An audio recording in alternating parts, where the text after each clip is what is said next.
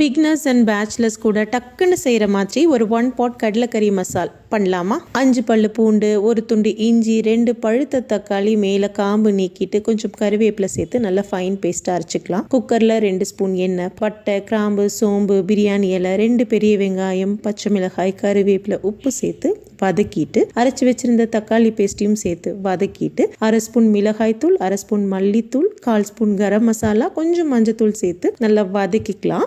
Cut பண்ணி வச்சிருந்த உருளைக்கிழங்கு, ஊற வச்சிருந்த கடலையும் சேர்த்து நல்லா கலந்து விட்டுட்டு 5லிருந்து 6 பல்லு தேங்காய், கொஞ்சமாக சோம்பு, தேவைப்பட்டா முந்திரி பருப்போ பொட்டுக்கடலையும் சேர்த்து கூட நீங்கள் அரைச்சிக்கலாம். நான் எதுவுமே சேர்த்துல.